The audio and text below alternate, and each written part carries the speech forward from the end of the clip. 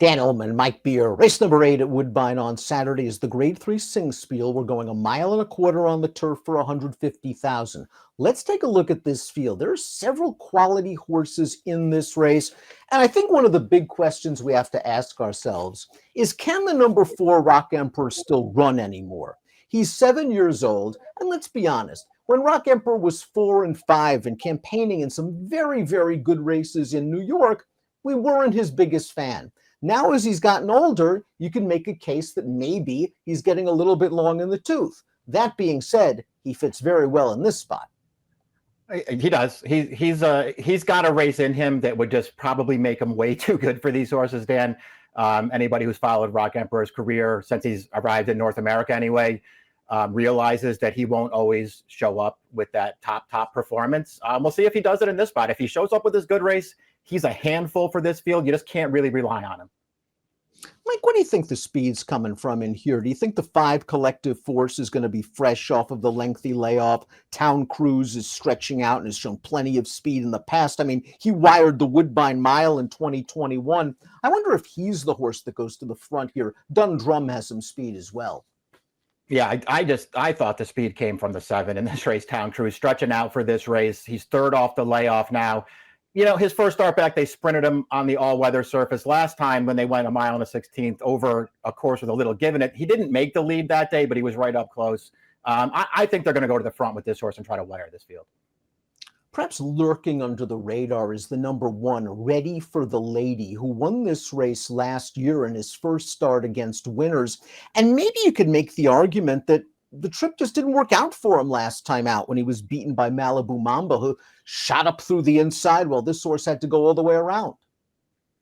Yeah, I guess that's fair. It's not like there was a super fast pace in front of him last time. They weren't going very fast early. He just sat at the back and then, tried to close some late ground. I mean, he never really made any impact on that race, but maybe there's enough of an excuse there. 2 starts back, he did win going 1.25 miles on the all-weather, and I thought he ran well that day.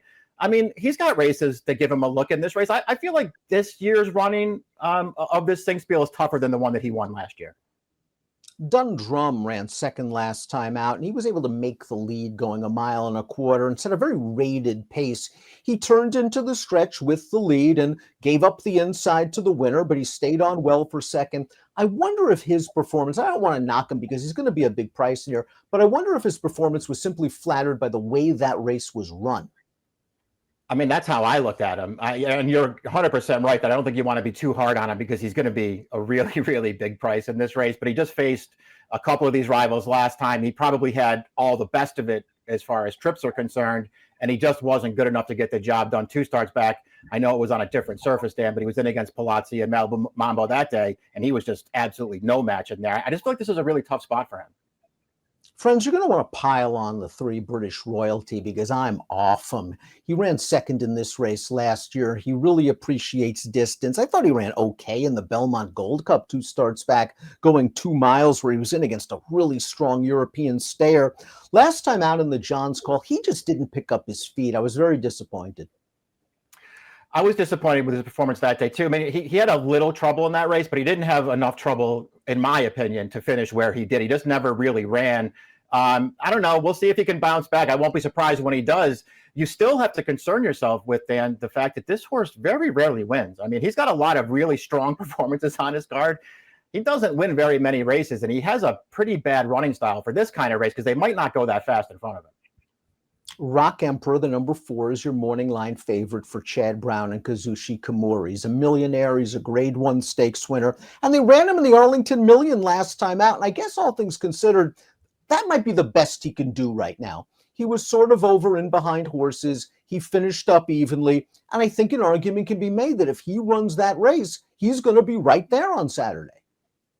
I mean, maybe. That's certainly a viable way to look at him, Dan. I mean, ultimately, I guess you would just have to say the Arlington Million was too tough for him. Personally, when I watched the race, I didn't think he had any kind of trouble in there. The trip ultimately worked out for him, and he just didn't really do all that much in there and was never a factor. I don't know. This is obviously not as tough a spot as that one. I'll say this about him. His race 2 back in the Manhattan is a race that I think you want to be lenient on him for. That he did not get a good trip in that race, and he, to me, had a major excuse. but you're still talking about Rock Emperor here, Dan, and he's 2-1 on the morning line. That's really, to me, the main breaking point. It's your call. If you want to bet this horse at a short price, have at it. I don't. Collective Force, the number 5, finished third in this race last year, but I think it's worth noting that he had several prep runs going into that start. He's running in this race off a lengthy layoff this year, and maybe, just maybe, he's going to be a little bit short against a quality group. Yeah, I didn't want to take him off the layoff here either. I mean, it's not like he has a race even on the go back that you would point to and go, well, if he's ready off the layoff and he runs that one, then he's going to be really tough in here. I mean, I don't think he has that race on his card. I don't mind him going long, and I don't mind him on the grass, but I think they're asking a lot of him to win this race off the bench.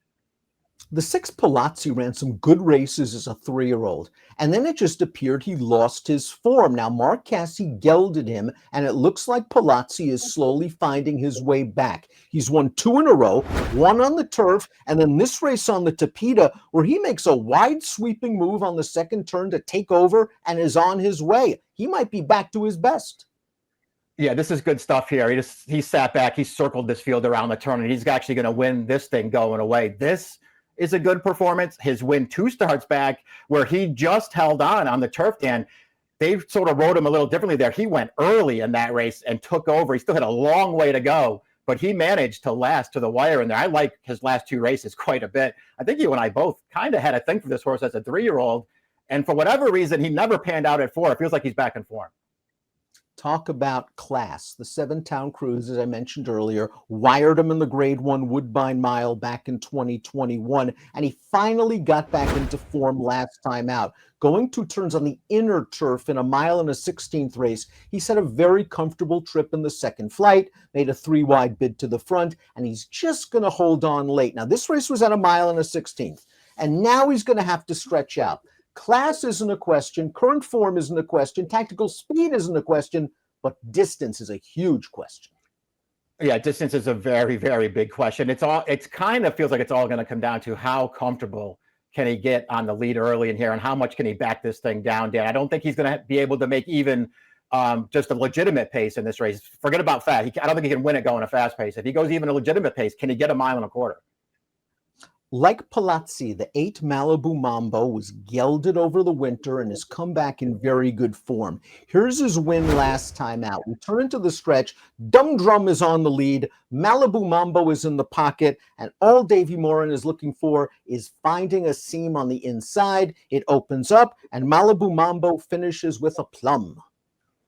Yeah, once he gets through, there was a little tight, but he had enough room. And once he gets through, he's just going to go on and win this race pretty easily, actually, Dan. He's going away. He's one of the horses in here. He looks to me like a horse who really wants this distance. He handled it fine here. He ran it one other time in his career. It was right before a very long layoff in September of 2021. Same thing. He sat a similar trip to that one. He took over as that field came into the stretch, and he won going away. This horse wants this kind of distance, and he's a very handy tactical horse. Let's take a look at our top picks for the Singspiel. I got the horse to beat.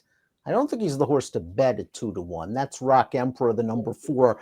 I will be using the 8 Malibu Mambo, your top pick, because he just looks like a horse that's on the come. That's how I looked at him, too. And I really like this distance for him, Dan. I just feel like this might be the right time to bet him. I can't take Rock Emperor as the morning line favorite. I know he can win. Can't bet him in here. I was torn between the 8 and the 6, and I just want to bet the 8. I like this distance for him, and I like the price on the line. 8643 for Mike, 4812 for me in the Singspiel. 2 graded stakes races on tap at Woodbine on Saturday. Good luck.